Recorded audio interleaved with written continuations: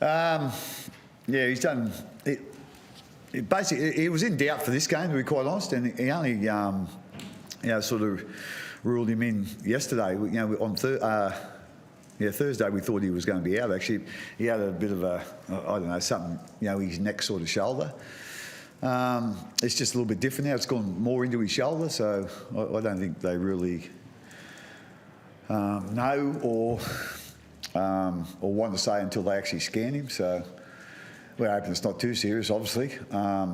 But he doesn't seem to think it's linked with his neck, but the physios seem to think it might be, or a doctor. So again, at the end of the day, they don't want to sort of say something that might be wrong, so they're just going to scan him first and see what happens. So. You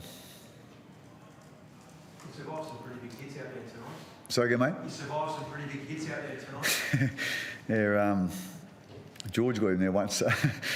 Pretty good. He's copping a bit of flack about that in the dressing room at the moment. But, he's a tough rooster, as everyone knows, and, he's a little bit of a target tonight, and that's what happens in footy games. And as I said, he's a tough rooster, so he knows that. And but at the end there, we just wanted to get him off. We didn't want to do any more damage. And as I said, he's a tough kid, so it might be a little bit worse than what they think. I'm not quite sure. Craig, with the minor premiership one, and regards to the scans, you like the rest camp next week? Anyway, given that. Yeah. Well, depends. We'd obviously like to be able to go in with the team that we're probably going to go in with the semi-finals, what we think we're going to go in with. So I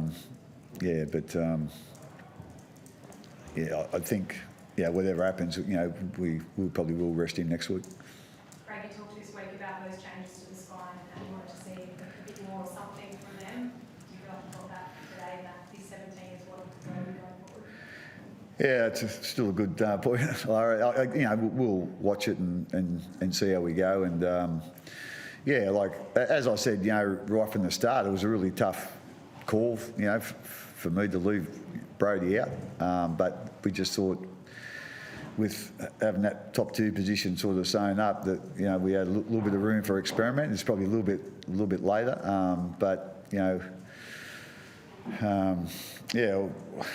we like most of what we've seen tonight. But until we go back and have a look, and we had a lot go our way in the game. Obviously, with we got a lot of line dropouts in the first half, and the second half, the Seagulls made a fair few errors. So. Just looking back, we'll see what we've got. But we like what Papenhuyzen brings at fullback. He's on the ball a lot, and he's quick, and he's a tough little rooster too. So but we'll see how we go. But like I say, with Cameron next week, if he doesn't play, well, there might be another chance for Brady to stake his claim. No, I didn't actually know about it until I was walking in here, to be quite honest. Like I say, I know, Des has apologised. Mate, he don't need to apologise. We don't need that behaviour from our crowds, without a doubt. But it's, I think Manly have done everything they could have done security-wise. So it was just one of those things that happened. Obviously, we don't want it happening, but as I said, there's no reason for Des to apologise. At the end of the day, it's someone in the crowd that's made a decision that's not good for our game. And like I say, as I said, there's no ill feeling towards Manly as a club or as anything. At the end of the day, that's a rogue supporter doing something that he shouldn't be doing. A lot that happened with Tommy coming off. Yeah. The fact that you guys have secured another minor premiership will probably get glossed over with everything that's happened. But how proud are you to secure that? Yeah, I reckon this one's probably a little bit more special than the other ones that we've won, in that this is probably the youngest group the Storm have ever had, and certainly in my time there, the actual squad is probably the youngest group of players ever. And I know there was some doomsdays at the start of the year that thought we might have dipped a bit, and at the end of the day, I didn't know I don't really put expectations on us at the start of the year. All the expectations are is we work as hard as we can and, you know, prepare as well as we can for games, and then we'll see what happens. But some of those younger blokes have been outstanding this year. You know, not only have they been, you know, consistently good, they've been consistently tough, especially mentally, you know, to get through some games. And, you know, we've only been beaten 4 times this year, and the biggest margin's been 4 points. So that's, you know, again, that's pretty consistent. And, you know, like I say, I'm really proud of this group because of that.